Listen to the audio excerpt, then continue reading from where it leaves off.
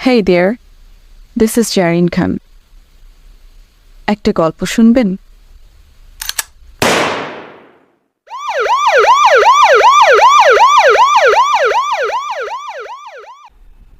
অধ্যায় ৮। বসেন sir, please. বিগলিত ভঙ্গিতে দাঁত বের করে হেসে এসিডিবি রায়হান সিদ্দিকীকে বসতে অনুরোধ করলেন বাড্ডা থানার ওসি মোহাম্মদ হেলাল উদ্দিন। স্যার, কি রং চা খান নাকি দুধ চা? চায়ে চিনি খান? একটা চেয়ার টেনে বসতে বসতে রায়হান অত্যন্ত শান্ত স্বরে বলল, আমি চা খেতে আসিনি ওসি সাহেব, এসেছি আপনার সঙ্গে কিছু বিষয়ে কথা বলতে। বসুন, খানিক গল্প করি আপনার সঙ্গে। কথাগুলো রায়হান বেশ শান্ত কণ্ঠে বললেও তার কণ্ঠস্বরে এমন কিছু ছিল যা টের পেয়ে ওসি হেলাল উদ্দিনের রোগাপটকা দেহ খানিকটা কেঁপে উঠল। ক্ষণিকের জন্যে বিগলিত হাসিটা উবে গেল তার মুখ থেকে। পরমুহূর্তেই আবার জোর করে সেই হাসিটা নিজের মুখে টেনে আনলেন। কি হলো, বসুন। ওসি সাহেবকে বসতে তাগাদা দিল এসি রায়হান সিদ্দিকী। জি স্যার, বসতেছি। তড়িঘড়ি করে নিজের চেয়ারটাতে বসে পড়লেন ওসি সাহেব। তা স্যার, হঠাৎ কি মনে করে? সানফ্লাওয়ার গার্লস স্কুলের গণপিটুনির কেসটা যে এখন আমরা ইনভেস্টিগেট করছি, এটা তো জানেন নিশ্চয়ই। জি স্যার, জানি। সেই কেসের প্রধান আসামি সবুজকে তো আপনারা অ্যারেস্ট করেছিলেন গতকাল, তাই না?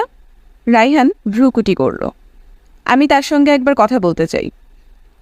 মানে, ভদ্রলোক আমতা আমতা করতে লাগলেন। আসলে হয়েছে কি স্যার, আমাদের একটা ছোটোখাটো মিস্টেক হয়ে গেছিল। আমরা সবুজ ভাইবা ভুলে আরেকজনকে অ্যারেস্ট করে ফেলছিলাম। আচ্ছা, তা ভুলটা হলো কিভাবে? ওসি মোহাম্মদ হেলাল উদ্দিন ব্যাখ্যা করার চেষ্টা করলেন। স্যার, ওই ছেলে সবুজের বাসার আশপাশ দিয়ে ঘুরঘুর করতেছিল। ছেলেটার চেহারা অনেকটাই সবুজের মতো ছিল, পোশাক আশাক ছিল সবুজের মতোই। এই কারণেই আমরা ওরে সবুজ ভাইবা ভুলে অ্যারেস্ট করে ফেলছিলাম স্যার। পরে শুনলাম কেরানীগঞ্জের নাকি সবুজের ডেড বডি পাওয়া গেছে। এই খবর পাওয়ার পর ওই ছেলেরে আমরা ছাইড়া দিছি স্যার। রায়হান আবারও ভ্রু কোঁচকাল। ছেলেটা সবুজের বাসার আশেপাশে শুধু ঘুরঘুর করছিল? মিডিয়ার সামনে যে আপনি বললেন ছেলেটা সবুজের বাসায় ঢোকার চেষ্টা করছিল। হেলাল উদ্দিন রায়হানের কথা মাটিতে পড়বার আগেই বলে উঠলেন, জি স্যার, জি স্যার। প্রথমে বাসার আশপাশ দিয়ে ঘুরঘুর করতেছিল, আর তারপর বাসার আশেপাশে কেউ নাই ভাইবা তালা খুইলা বাসার ভেতরে ঢোকার চেষ্টা করতেছিল। মাথা দোলালো রায়হান। আপনি আরও বলেছিলেন যে তাকে তালা খোলার চেষ্টা করতে দেখে সাদা পোশাকে ঘাপটি মেরে থাকা আপনাদের দুজন কনস্টেবল প্রথমে আপনাদের একজন এসআইকে ফোন করে খবর দিয়েছিলেন, আর সেই এসআই ফোন করে খবরটা জানিয়েছিলেন আপনাকে। তারপর আপনারা গিয়ে সেই ছেলেকে অ্যারেস্ট করেছিলেন। তা সে কি তখনও তালা খোলার চেষ্টাই করে যাচ্ছিল, নাকি ততক্ষণে তালা খুলে ভেতরেও ঢুকে গিয়েছিল? ভেতরে ঢুইকা গেছিল স্যার। তোতলাতে লাগলেন বাড্ডা থানার ওসি। এতক্ষণ ধরে মুখে জোর করে ধরে রাখা বিগলিত হাসিটা অনেকটাই ম্লান হয়ে এসেছে। আমরা তারে বাসার ভেতর থেকেই অ্যারেস্ট করছিলাম। তালা খুলে নাকি ভেঙে? খুলে স্যার। রায়হান এবারে ওসি সাহেবের দিকে খানিকটা ঝুঁকে এলো। তার ঠোঁটের কোণে উকি দিচ্ছে এক চিলতে হাসি। সরু চোখে ওসি সাহেবের দিকে তাকিয়ে শীতল কণ্ঠে সে বলল, কিন্তু আমি যতদূর জানি সবুজের বাসার দরজায় আপনারা নতুন একটা তালা ঝুলিয়ে দিয়ে এসেছিলেন প্রথম দিনই। তাহলে সেই তালা খুলে ভেতরে ঢোকার জন্য ওই ছেলে চাবি কোথায় পেয়েছিল বলুন তো? আর কিছুই বলতে পারলেন না ওসি সাহেব। বড় বড় দুই চোখে ফ্যাল ফ্যাল করে এসি রায়হান সিদ্দিকীর দিকে তাকিয়ে রইলেন কেবল। ওসি সাহেব, রায়হানের ঠোঁটের কোণের হাসিটা ক্রমশ চওড়া হলো। আপনি কি বুঝতে পারছেন যে আপনি ফেঁসে গেছেন? চোয়াল ঝুলে পড়ল ওসি সাহেবের। বিস্ফোরিত চোখে তিনি তাকিয়ে রইলেন রায়হানের দিকে, কিন্তু মুখ দিয়ে কোনো কথা বেরোল না তার। রায়হান খেয়াল করল ভদ্রলোকের কপালে বিন্দু বিন্দু ঘাম জমে উঠেছে। টেবিলের ওপরে রাখা টিস্যু পেপারের বাক্সটা থেকে একটা টিস্যু পেপার বের করে সেটা তার দিকে এগিয়ে দিল রায়হান। আপনি তো ঘেমে নিয়ে একাকার হয়ে যাচ্ছেন, নিন ঘাম মুছে নিন। কাপা হাতে রায়হানের হাত থেকে টিস্যু পেপারটা নিলেন মোহাম্মদ হেলাল উদ্দিন। তারপর মাথা থেকে টুপিটা খুলে সেটা টেবিলের ওপরে নামিয়ে রেখে টিস্যু পেপার দিয়ে টাক মাথায় জমে ওঠা ঘামটুকু মুছে ফেললেন। তাহলে ওসি সাহেব? এসিডিবি রায়হান সিদ্দিকী চেয়ারে হেলান দিতে দিতে মুচকি হেসে বলল, আপনি নিশ্চয়ই বুঝতে পারছেন যে পেটে কথা চেপে রেখে আর লাভ নেই। বরং পেটে যা কিছু আছে সবটা উগরে দিলে হয়তো সাসপেনশন থেকে বেঁচে যেতে পারেন আপনি। এখন ভেবে দেখুন কি করবেন। আর দেরি করলেন না ওসি মোহাম্মদ হেলালুদ্দিন। সত্যি সত্যি হড়বড় করে উগরে দিতে শুরু করলেন যা কিছু তার পেটে ছিল তার সবটুকু। অধ্যায় 9। গতকাল রাতে পেটে মদ একটু বেশি পড়ে গিয়েছিল, না হলে এত দেরি করে ঘুম থেকে কখনোই ওঠেন না তিনি।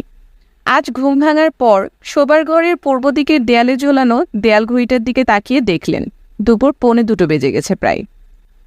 আড়মোড়া ভেঙে বিছানা ছেড়ে উঠে পা বাড়ালেন বাথরুমের দিকে, কিন্তু কয়েক পা না যেতেই বেজে উঠল বিছানার উপর রাখা তার মোবাইল ফোনটা।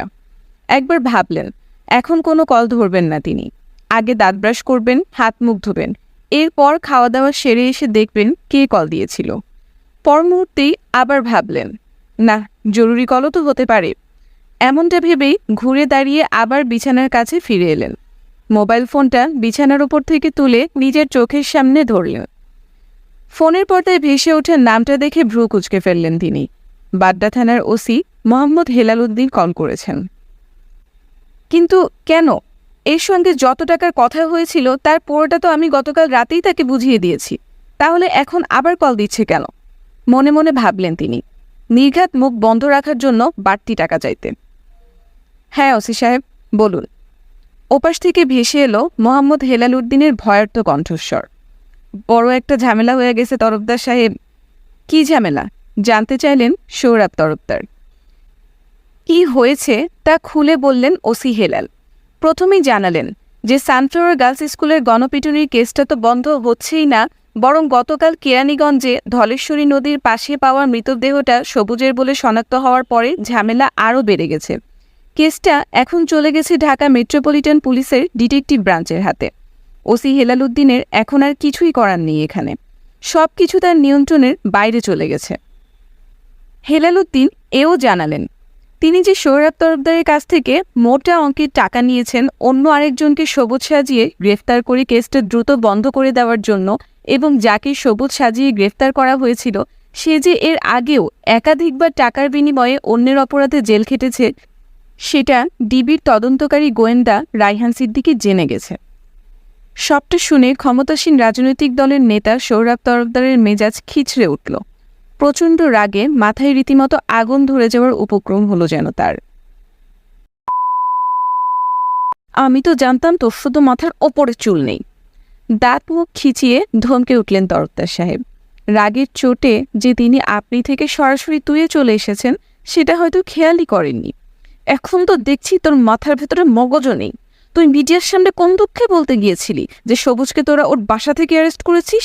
আচ্ছা, মানলাম যে তখন তোরা কেউই ভাবিসনি যে এই কেস নিয়ে ফার্দার কোনো কাজ হবে, তাই মিডিয়ার সামনে হিরো হয়ে যাওয়ার জন্য ইচ্ছা মতো গেছিস, সেটা না হয় মাফ করলাম।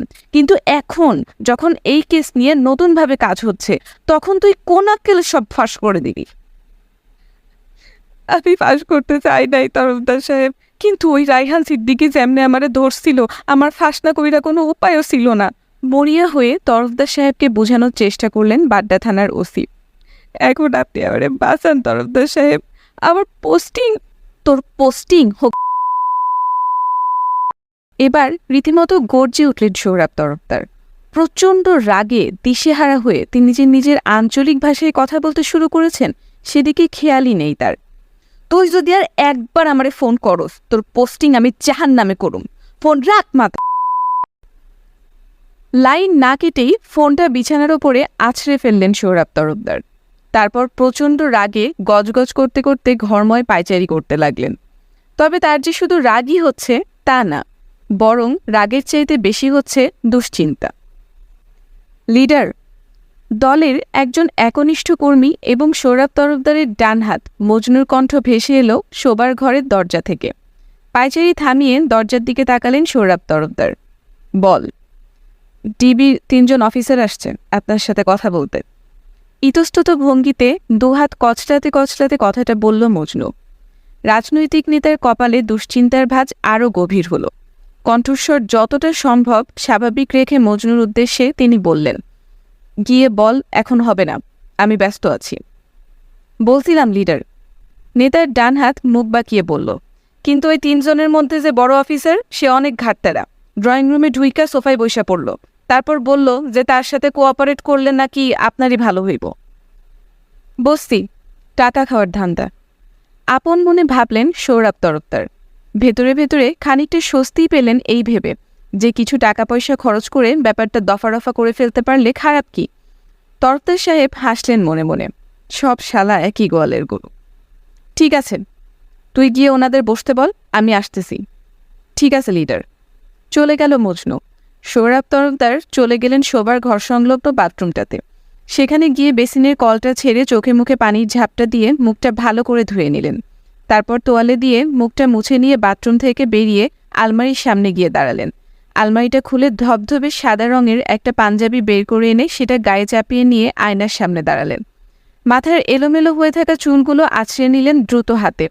এরপর বেরিয়ে গেলেন শোবার ঘর থেকে। শোবার ঘর থেকে বেরিয়ে সিঁড়ি দিয়ে নিচে নামতে নামতে তরফদার সাহেব শুনতে পেলেন রাশভারী কণ্ঠে কেউ মজনুকে জিজ্ঞাসাবাদ করছে। এই রাশভারী কণ্ঠটার মালিকই সম্ভবত ডিবির সেই বড় অফিসার। তাহলে মজনু সাহেব, রাশভারী কণ্ঠটা বলছে, আপনি এ বাড়িতেই থাকেন তাই তো? জি স্যার। কতদিন হলো এখানে থাকছেন? তা স্যার বছর চারেক হইবই, জবাবে বলল মজনু। আগে কোথায় থাকতেন? আগে থাকতাম কিশোরগঞ্জ, আমার গ্রামের বাড়িতে। মজনু বলতে লাগল, সেইখানে লিডারের মামার বাড়িতে আমার মায় কাম করত। আমি বেকার ছিলাম।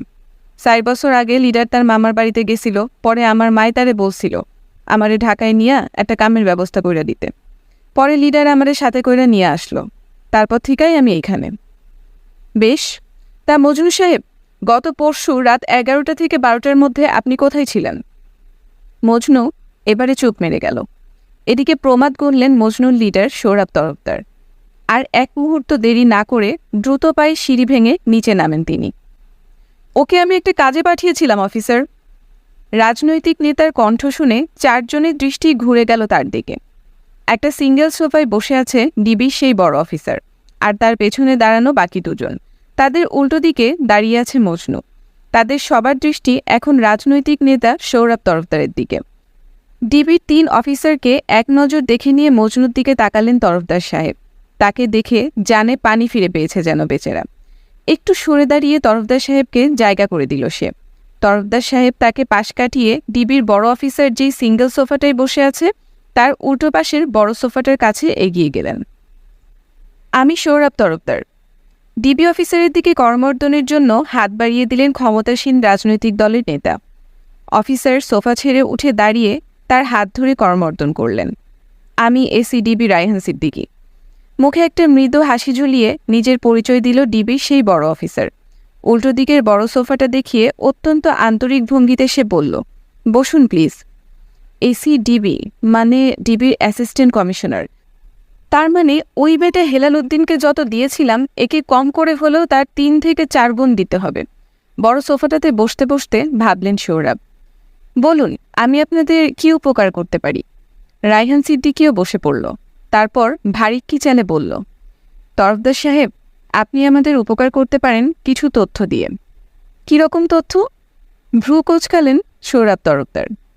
আপনার কাছ থেকে আমাদের কী বিষয়ক এবং কী রকম তথ্য এই মুহূর্তে প্রয়োজন হতে পারে সেটা আপনার ভালো করেই জানা থাকার কথা তরফদার সাহেব। তবুও বলছি, শুনুন।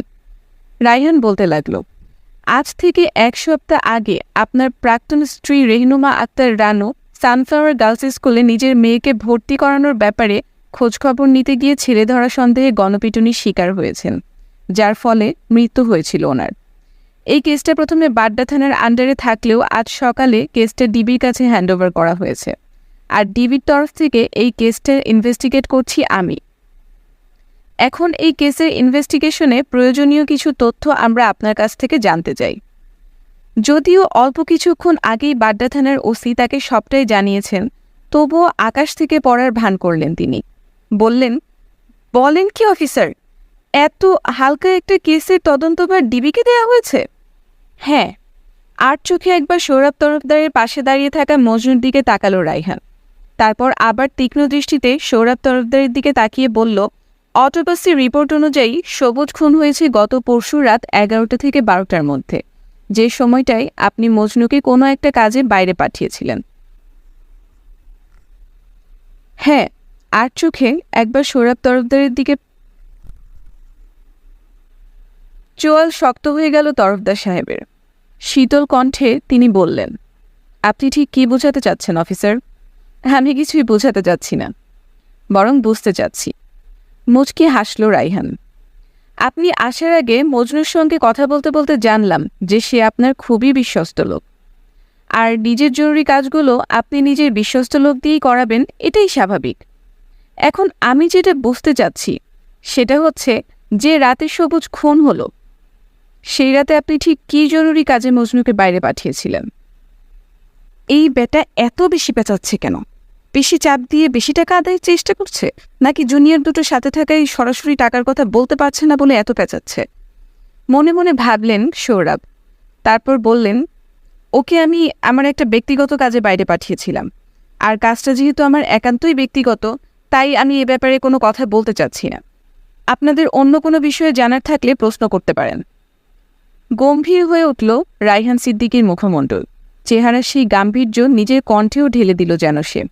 বলল, দেখুন তরফদার সাহেব, কোনো তথ্য যদি কেসের সাথে রিলিভেন্ট হয় তাহলে সেটা যত ব্যক্তিগতই হোক না কেন, পুলিশের কাছে সেটা স্বীকার করে নেওয়াটাই মঙ্গলজনক। আর সেই তথ্য যদি গোপন করে পুলিশকে ঘোরান, বিপদ কিন্তু আপনারই বাড়বে। এবারে আর নিজেকে সামনে রাখতে পারলেন না তরফদার সাহেব। রাগত স্বরে রীতিমতো চেঁচিয়ে উঠলেন, আমি তো এইটাই বুঝতে পারতেছি না যে এই কেসের সাথে আমার ব্যক্তিগত ব্যাপার কেমনে রিলিভেন্ট। প্রথমে মিডিয়া আর তারপর আপনারা হুদাই আমারে এই কেসে জড়াইয়া কেসাকেসি কইরাই যাইতেছেন।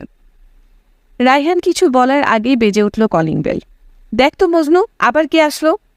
মজনু চলে গেল নেতার হুকুম তামিল করতে। সে চলে গেলে সৌরভ তরফদার আবার তাকালেন এসি রাইহানের দিকে। তারপর গলার স্বর যতটা সম্ভব স্বাভাবিক করে বললেন, দেখেন অফিসার, রানুর সাথে আমার ডিভোর্স হয়েছে প্রায় 3 মাসের উপরে হতে চলল। ডিভোর্সের এতদিন পরে এসে আমি আমার এক্স ওয়াইফকে কেন ফোন করাতে যাব বলেন তো? আমি তো শুধু জানতে চাচ্ছিলাম, সবুজ যখন খুন হয়েছিল তখন মজনুকে আপনি কি কাজে পাঠিয়েছিলেন? আর আপনি তো দেখি সরাসরি রানু হত্যার প্রসঙ্গেই চলে এলেন। হাসল রাইহান। যাই হোক, আপনি যেহেতু মূল প্রসঙ্গে চলে এসেছেন, তাহলে আমিও মূল প্রসঙ্গেই আসি। দেখুন, আমি বলছি না যে আপনি সবুজকে দিয়ে ছেলে ধরার গুজব রটিয়ে রানুকে খুন করিয়েছেন। এও বলছি না যে পরবর্তীতে আপনি সবুজকে খুন করিয়েছেন যাতে সবুজ কখনো ধরা পড়লে আপনার বিরুদ্ধে রাজসাক্ষী হয়ে দাঁড়াতে না পারে। তবে আমি না বললেও সত্যি সত্যি যদি এরকমটাই হয়ে থাকে, তাহলেও আমি অবাক হব না। কারণ হতে পারে আপনি নিজের ইগো স্যাটিসফাই করার জন্যে নিজের প্রাক্তন স্ত্রীকে খুন করিয়েছেন, কিংবা কিংবা কিংবা দেনমোহর যাতে দিতে না হয় সেজন্যে খুনটা করিয়েছিলেন। স্থির দৃষ্টিতে রাইহান সিদ্দিকীর দিকে তাকিয়ে রইলেন সৌরভ তরফদার। এরই মধ্যে দরজায় যে এসেছিল তাকে বিদায় করে দিয়ে ফিরে এসেছে মজনু। তার হাতে দুটো স্বচ্ছ প্লাস্টিকের প্যাকেটে মোড়ানো দুটো পোশাক। গতকাল সকালেই লন্ড্রিতে পাঠানো হয়েছিল ওগুলো, আর আজই ফেরত এলো লন্ড্রি থেকে। গণ্যমান্য খদ্দের বলে কথা। যাই হোক, সেগুলো নিয়ে সিঁড়ি বেয়ে উপরে উঠে যাচ্ছিল মজনু। কিন্তু সিঁড়ির 2 ধাপ পেরোনোর পরই তাকে থেমে দাঁড়াতে হলো তার লিডারের ডাকে। মজনু, লিডার, আমার আলমারির ডান দিকে ওপর থেকে 2 নম্বর তাকে দেখবি একটা ঘিয়ে রঙের ফাইল আছে। কাপড়গুলো রেখে আসার সময় ওই ফাইলটা নিয়ে আসবি। আইসা লিডার, তাড়াতাড়ি নিয়ে আয়। দ্রুত পায়ে ওপরে চলে গেল মজনু। সৌরভ তরফদার আবার তাকালেন রাইহানের দিকে। বললেন, রাইহান সাহেব, ডিভোর্সের 1 মাসের মধ্যেই আমি দেনমোহরের পুরো অ্যামাউন্টটা রানুকে বুঝিয়ে দিয়েছি। মজনু ফাইলটা নিয়ে আসুক, তারপর আপনাকে প্রমাণ দেখাচ্ছি আমি। রাইহান মজনুর গমন পথের দিকে তাকিয়ে কিছু একটা ভাবছিল। সৌরভ তরফদারের কথা শুনে সেদিক থেকে দৃষ্টি সরিয়ে আবার তাকালো তার দিকে। মুখে কিছু না বলে কেবল কাজ ঝাঁকালো সে। ভঙ্গিটা অনেকটা এরকম, ঠিক আছে, দেখি আপনার প্রমাণ। রাইহানের সেই ভঙ্গি দেখে রীতিমতো গা জ্বলে উঠল রাজনৈতিক নেতার। একটা বাজে মহিলা মানুষজনের ধলাই খাইয়া মরছে, সেটা নিয়ে এক একজনের মাথা ব্যথার শেষ নাই। দাঁতে দাঁত পিষে বিড়বিড় করে সৌরভ তরফদার বললেন, আর সেটা নিয়ে প্রথমে মিডিয়া আর তারপরে এখন ডিবি আমার পিছে লাগছে। কথাগুলো সৌরভ নিচু স্বরে বললেও শুনে ফেলল রাইহান সিদ্দিকী। ভ্রু কোচকাল সে। বলল, ওয়েট এ মিনিট, বাজে মহিলা মানে? যেই মহিলা নিজের স্বামীর ঘর ছেড়ে চলে যায়। মুখ বিকৃত করে বলল ভদ্রলোক, সেই মহিলা বাজে মহিলা না তো কি? কথাটা শুনে চোখের পাতা সরু করে একদৃষ্টে খানিকক্ষণ সৌরভ তরফদারের দিকে তাকিয়ে রইল রাইহান। তারপর সৌরভ তরফদারের দিকে ঝুঁকে এসে ঠান্ডা গলায় বলল, তা যেই পুরুষ উঠতে বসতে নিজের স্ত্রীর গায়ে হাত তোলে, স্ত্রীর ওপর অমানসিক নির্যাতন করে, তাকে কেমন পুরুষ বলা যায় তরফদার সাহেব? আমি আমার বিয়ে করা বউয়ের সাথে কি করব না করব সেটা কি আমার আপনাকে জিজ্ঞেস করে নিতে হবে? কথাটা বলতে গিয়ে সাপের মতো হিসহিস করে উঠলেন সৌরভ তরফদার। ভৎসুরনায় হাসি আসলো রায়হান। আমাকে না, আপনার স্ত্রীকে জিজ্ঞেস করে নিতে হবে। একজন আপনার বিয়ে করা স্ত্রী হোক আর যাই হোক, সে কিন্তু সম্পূর্ণ আলাদা একটা সত্তা, আলাদা একজন মানুষ। আর আলাদা একজন মানুষের গায়ে হাত তোলা তো দূরের কথা, তার অনুমতি ছাড়া তাকে স্পর্শ করাও অন্যায়। এমনকি সে যদি কোনো অপরাধীও হয়, তবুও বিনা বিচারে তাকে আঘাত করার কোনো অধিকারও আপনি রাখেন না। সে যদি অপরাধী হয়, তার বিচার আদালত করবে, আপনি না। তরফদার সাহেবের সমস্ত মুখমণ্ডল থমথমে হয়ে উঠল।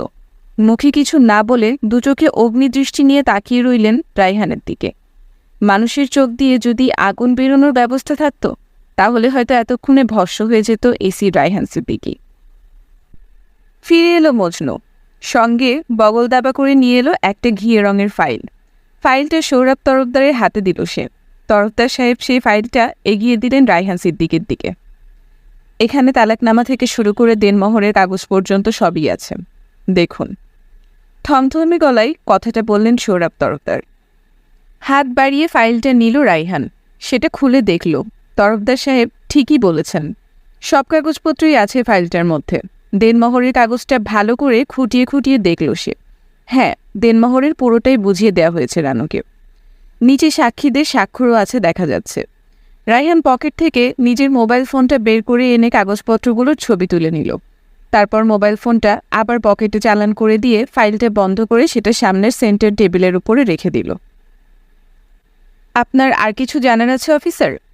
বসার ঘরের একদিকের দেয়াল থেকে ঝুলতে থাকা দেয়াল ঘড়িটা এক নজর দেখে নিয়ে আগের মতোই থমথমে স্বরে বললেন তরফদার সাহেব। আর কোনো প্রশ্ন করার থাকলে তাড়াতাড়ি করুন, আমার নামাজে যেতে হবে। ও হ্যাঁ, আপনি তো আবার নামাজ কাজা করেন না, হেসে বলল রায়হান। গত পরশু রাতে মজনুকে আপনি কী কাজে বাইরে পাঠিয়েছিলেন সেটা তো বললেন না। সমস্যা নেই অবশ্য, আমরা আমাদের মতো করে জেনে নেব। এখন এটা বলুন তো, আপনি যদি আপনার প্রাক্তন স্ত্রীকে খুন নাই করিয়ে থাকেন, তাহলে ওসি হেলাল উদ্দিনকে ঘুষ দিয়ে আরেকজনকে সবুজ সাজিয়ে অ্যারেস্ট করিয়ে কেসটা বন্ধ করানোর চেষ্টা আপনি কেন করেছিলেন? রায়হানের এই প্রশ্ন শুনে চুপ মেরে গেলেন রাজনীতিবিদ। কি হলো বলুন? কয়েক মুহূর্ত মাথা নিচু করে মেঝের দিকে তাকিয়ে রইলেন ভদ্রলোক। তারপর আবার তাকালেন রায়হান সিদ্দিকের দিকে। গলার স্বর যতটা সম্ভব শান্ত রেখে তিনি বললেন, আচ্ছা অফিসার, আপনিই বলুন, আমি যদি সেদিন সবুজকে দিয়ে স্কুলের ভেতরে গুজব ছড়িয়ে নিজের প্রাক্তন স্ত্রীকে খুন করিয়ে থাকতাম, আর তারপর গত পরশুরাতে মজনু বা অন্য কাউকে দিয়ে সবুজকেও খুন করিয়ে থাকতাম, তাহলে কি আবার আরেকজনকে সবুজ সাজিয়ে অ্যারেস্ট করিয়ে এই কেসটা ক্লোজ করানোর চেষ্টা করার মতো কাঁচা কাজ করতাম? আরে ভাই, আমি রাজনীতি করি, এই রকম কাঁচা কাজ আমি কেন করব? শেষের কথাটা কিছুটা মরিয়া হয়ে বললেন যেন তরফদার। মাথা তোলালো রায়হান। আমিও তো সেটাই জানতে চাচ্ছি, কেন? দেখুন অফিসার, একটা দীর্ঘশ্বাস ফেলে ব্যাখ্যা করতে লাগলেন সৌরভ তরফদার। রানুর সাথে আমার আর কোনো সম্পর্ক না থাকলেও ওর মৃত্যুর পর থেকে মিডিয়া বারবার কেবল আমার নামটাই সামনে নিয়ে আসছিল ওর প্রাক্তন স্বামী হিসেবে। সেই সঙ্গে ওর সাথে আমার ডিভোর্সের কারণটাও বারবার টেনে এনে আমার রাতের ঘুম হারাম করে ফেলেছিল একদম। সামনে নির্বাচন, আর আমি যে সেই নির্বাচনে মনোনয়নের জন্য অ্যাপ্লাই করেছি এটা তো জানেন সম্ভবত। এর মধ্যে যদি এভাবে কালার্ড হয়ে যায়, তাহলে কি পার্টি আমাকে মনোনয়ন দেবে? এই কারণেই আমি চেয়েছিলাম এই কেসটা দ্রুত বন্ধ হয়ে যাক, সেই সঙ্গে রানু আর রানুর সাথে আমার ছাড়াছাড়ির ব্যাপারটাও চাপা পড়ে যাক। এবারে শব্দ করে হেসে উঠল এসিডিবি রায়হান সিদ্দিকী। ঘাড় ঘুরিয়ে পেছনে এতক্ষণ ধরে চুপচাপ দাঁড়িয়ে থাকা দুই জুনিয়র অফিসারের দিকে তাকিয়ে হাসতে হাসতে সে বলল, বুঝলে বাপ্পাদিত্য আর বাদল, এই প্রথমবার আমার মিডিয়াকে স্যালুট দিতে ইচ্ছে করছে। রায়হান সিদ্দিকীর পেছনে দাঁড়িয়ে থাকা বাদল আর বাপ্পাদিত্য নামের এই দুই অফিসারও হেসে উঠল। এই তিনজনের হাসি আবারও গায়ে জ্বালা ধরিয়ে দিল সৌরভ তরফদারের। তিনি মনে মনে ভাবলেন, এই বেটা এসির মতলব আসলে কি? সাথের দুটোকে বাইরে পাঠিয়ে টাকার ব্যাপারটা তুলছে না কেন এখনো? নাকি চাচ্ছে যে আমিই তুলি? কিন্তু সাথের দুটো সামনে তুললে তো এই দুজনের ভাগ সহ হিসেব করতে হবে। নির্বাচনের আগেই শুধুমাত্র নিজের ভাবমূর্তি রক্ষার জন্য এতগুলো টাকা খরচ করতে হচ্ছে। ব্যাপারটা ভেবেই মনটা হু হু করে উঠল তরফদার সাহেবের। ইতিমধ্যেই ওসি হেলাল উদ্দিনকে এতগুলো টাকা ঘুষ দিয়েছেন তিনি, তাতে লাভের লাভ কিছুই হয়নি। এখন আবার এই এসিকে দিতে হবে কমপক্ষে তার 3 থেকে 4 গুণ, আর সাথের দুজনকে কম করে হলেও ওই ওসির সমপরিমাণ টাকা তো দিতেই হবে। এতগুলো টাকা এখানেই খরচ হয়ে গেলে নির্বাচনের মাঠে খরচ করার জন্যে তো আত্মীয় স্বজনের কাছে হাত পাতা ছাড়া আর কোনো উপায়ই থাকবে না। না, আবারও ভাবলেন সৌরভ তরফদার, নির্বাচন তো আরও পরের ব্যাপার, আগে তো নমিনেশন পেতে হবে। এখন মানসম্মান নিয়ে এভাবে টানাটানি চলতে থাকলে পার্টি থেকে নমিনেশন তো দেবেই না, উল্টো দেখা যাবে নিজেদের মানসম্মান বাঁচাতে পার্টির সবাই আমার বিপক্ষে গিয়ে দাঁড়াবে। কি ভাবছেন তরফদার সাহেব? রায়হানের কণ্ঠ বাস্তবে ফিরিয়ে আনল তরফদারকে। রায়হানের দিকে তাকালেন তিনি। রায়হান সিদ্দিকী ভ্রু কুঁচকে তাকিয়ে আছে তার দিকে। সৌরভ তরফদার একটা দীর্ঘশ্বাস ফেলে বললেন, রায়হান সাহেব, অনেকক্ষণ যাবৎ তো অনেক কথাই হলো, এবার একটু কাজের কথায় আসা যাক, কি বলেন? তাহলে এতক্ষণ ধরে কি আমরা কাজের কথা বলছিলাম না? বেশ অবাক হলো রায়হান। বেটা ছাগল নাকি? পুলিশ মাত্রই তো বুঝে যাওয়ার কথা এরকম সময়ে কাজের কথা বলতে ঠিক কোন কাজের কথা বোঝানো হয়।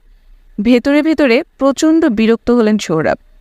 তবে সেই বিরক্তি বাইরে প্রকাশ করলেন না তিনি, বরং গলার স্বরে আন্তরিকতা ঢেলে বললেন, আহা অফিসার, এতক্ষণ ধরে তো অন্য কাজের কথা হচ্ছিল, আমি আপনাদের 3 জনের ব্যক্তিগত কাজের কথায় আসতে চাচ্ছি। বলুন শুনি। শুনুন, গলা খাকারি দিয়ে বলতে আরম্ভ করলেন রাজনীতিবিদ। আল্লাপাক যে আমাকে খুব আহামরি ধন সম্পদ দিয়েছে তা না, কিন্তু যা দিয়েছে তাতে আপনাদেরকে খুশি করে দেওয়ার মতো সামর্থ্য আমার আছে। এখন বলেন, আপনারা কত পেলে খুশি হবেন? স্থির দৃষ্টিতে সৌরভ তরফদারের দিকে তাকিয়ে রইল রায়হান সিদ্দিকী। তার চোখে অন্তর্ভেদী চাহনি। সেই চাহনি দেখে ক্ষণিকের জন্য কেঁপে উঠল তরফদার সাহেবের অন্তরাত্মা। পিন পতন নীরবতার মধ্যে দিয়ে কেটে গেল কয়েক মুহূর্ত। এক পর্যায়ে সেই নীরবতা ভাঙল রায়হান। বরফ শীতল কণ্ঠে সে বলল, তরফদার সাহেব, আল্লাহ আপনাকে বেশ ভালো পরিমাণে ধনসম্পদ দিয়েছেন, এটা জেনে খুবই ভালো লাগলো। এই ধনসম্পদ রেখে দিন, আমাদেরকে না, আপনার উকিলকে খুশি করতে কাজে আসতে পারে হয়তো সামনে। সোফা ছেড়ে উঠে দাঁড়ালো রায়হান। আবারও বলল, যাই হোক, আপনার নামাজের সময় চলে যাচ্ছে, যান নামাজে যান। পেছনে দাঁড়িয়ে থাকা 2 জুনিয়র অফিসারের দিকে ঘুরল সে। চলো বেরোনো যাক। বাদল আর বাপ্পাদিত্য নামের 2 সহকারীকে সঙ্গে নিয়ে তরফদার ভিলার মূল ফটকের উদ্দেশ্যে হাঁটা ধরল এসিডিবি রায়হান সিদ্দিকী। এদিকে তাদের গমনপথের দিকে হতবাক হয়ে তাকিয়ে রইলেন ক্ষমতাসীন রাজনৈতিক দলের নেতা সৌরভ তরফদার এবং তার পাশে দাঁড়িয়ে থাকা তার সবচেয়ে বিশ্বস্ত লোক মজনু। বাপ্পাদিত্য, তুমি ড্রাইভিং কেমন পারো? ভালোই পারি স্যার। রায়হানের প্রশ্নের জবাবে বলল গাড়ি চালকের আসনের পাশের আসনটাতে বসে থাকা বাপ্পাদিত্য।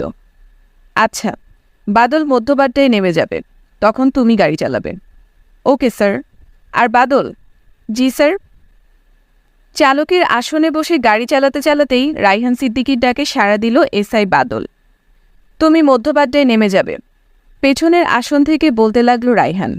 তারপর সানফ্লাওয়ার স্কুলের সামনে গিয়ে সবুজের সবজির দোকানের আশেপাশের সব জায়গায় খোঁজ নেবে সবুজের ব্যাপারে। জানার চেষ্টা করবে যে সবুজের কোনো রাজনৈতিক দলের সঙ্গে সম্পৃক্ততা ছিল কি না। বিশেষ করে সবজির দোকানের পাশে যে চায়ের দোকানটাতে সবুজ মাঝে মাঝে চা সিগারেট খেত, সেই দোকানের দোকানদারকে ভালো করে জিজ্ঞাসাবাদ করবে। Okay sir. কিন্তু স্যার, সামনের সিট থেকে ঘাড় ঘুরিয়ে রায়হানের দিকে তাকালো বাপ্পাদিত্য। বলল, আমরা তো এ ব্যাপারে আগেই খোঁজখবর নিয়েছি, তেমন কিছুই পাইনি। রায়হান তার সিটের পাশের কাজটা নামিয়ে একটা সিগারেট ধরালো। বাপ্পাদিত্য, তখন কেসটা লোকাল থানার অধীনে ছিল, আর এখন ডিবির অধীনে। লোকাল থানার পুলিশ তাদের মতো করে খোঁজখবর নিয়েছে, আর এখন ডিবি আবার তাদের মতো করে আরেকটু খতিয়ে দেখলে তো ক্ষতি নেই, তাই না? গাড়ির বাইরের সিগারেটের ধোঁয়া ছাড়তে ছাড়তে রায়হান আবার বলল, আর তাছাড়া ওসি হেলাল উদ্দিন এই কেসে আগ্রহী ছিলেন না বলে তোমাদেরকেও যে ঠিকমতো তদন্ত করতে দেননি এটা তো জানা কথা। এই কারণে ইচ্ছা থাকা সত্ত্বেও তোমার পক্ষে অনেক কিছু করারই উপায় হয়ে ওঠেনি আগেরবার। তাই যেসব জায়গায় আগেরবার খোঁজখবর নিয়েছিলে সেসব জায়গায়ও অনেক কিছু মিস হয়ে যাওয়াটা খুব একটা অস্বাভাবিক কিছু না। মাথা দুলিয়ে রায়হান সিদ্দিকীর কথাই সায় জানালো বাপ্পাদিত্য। আবার সামনের দিকে তাকালো সে। এদিকে রায়হান ডান হাতে সিগারেটটা ধরে রেখে বাঁ হাতে পকেট থেকে নিজের মোবাইল ফোনটা বের করে আনলো। আরও একটা কাজ করবে তুমি বাদল। মোবাইল ফোনের গ্যালারিতে যেতে যেতে বাদলকে উদ্দেশ্য করে বলল রায়হান। কী কাজ স্যার? কলগার্ল ব্রোকারদের নেটওয়ার্কে তোমার কোনো ইনফর্মার আছে? খানিক ভাবল বাদল। মনে পড়তেই সে বলে উঠল, একজন আছে স্যার। গুড। আমি তোমাকে সৌরভ তরফদার আর মজনুর একটা ছবি পাঠাচ্ছি হোয়াটসঅ্যাপে। তুমি সেই ছবি ফরওয়ার্ড করে দিবে তোমার সেই খোঁচরের কাছে, আর তাকে বলবে তাদের নেটওয়ার্কে এই দুজনের ব্যাপারে খোঁজ নিয়ে দেখতে যে তাদের সঙ্গে এদের কারোর নিয়মিত কোনো লেনদেন হয় কিনা বা রিসেন্টলি কোনো লেনদেন হয়েছে কিনা। Okay sir. রায়হানের কাছে তরফদার আর মজনুর ছবি থাকা নিয়ে অবাক হল না দুজনের একজনও। কারণ তরফদার ভিলার ড্রয়িং রুমে পুরো সময় রায়হান সিদ্দিকীর পেছনে দাঁড়িয়েছিল তারা। তাই রায়হান যখন তালাকনামা আর দেনমোহরের কাগজপত্রের ছবি তুলতে তুলতে এক ফাঁকে সামনে বসা সৌরভ তরফদার আর তার পাশে দাঁড়ানো মজনুর ছবিও তুলে নিয়েছিল, তখন তারা রায়হানের পেছন থেকে খেয়াল করেছিল ব্যাপারটা। তবে দুজনেই অবাক হলো যে ব্যাপারটাতে, সেটা হচ্ছে এই কেসের সঙ্গে কলগার্ল ব্রোকারদের সাথে সৌরভ তরফদারের লেনদেনের কী সম্পর্ক? স্যার, কলগার্ল ব্রোকারদের সাথে তরফদার বা মজনুর লেনদেনের এই কেসের সঙ্গে কি কোনো সম্পর্ক থাকতে পারে? প্রশ্নটা করল বাপ্পাদিত্য। অনেক কিছুর সাথেই অনেক কিছুর সম্পর্ক থাকতে পারে বাপ্পাদিত্য। বাদলকে হোয়াটসঅ্যাপে ছবি পাঠানো হয়ে গেলে মোবাইল ফোনটা আবার পকেটে চালান করে দিতে দিতে এসআই বাপ্পাদিত্যর প্রশ্নের উত্তর দিল রায়হান। সব রকম সম্পর্কই খতিয়ে দেখে বুঝতে হবে যে এর মধ্যে ঠিক কোন সম্পর্কটা বা কোন সম্পর্কগুলো কেসের সমাধানে পৌঁছানোর লিড হতে পারে।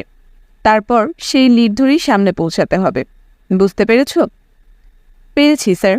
হ্যাঁ সূচক মাথা দোলালো বাপ্পাদিত্য। তারপর প্রসঙ্গ পাল্টে আবার প্রশ্ন করল, আচ্ছা স্যার, বাদল সাহেব বৌদ্ধবাড্ডায় নেমে গেলে আমরা কোথায় যাব?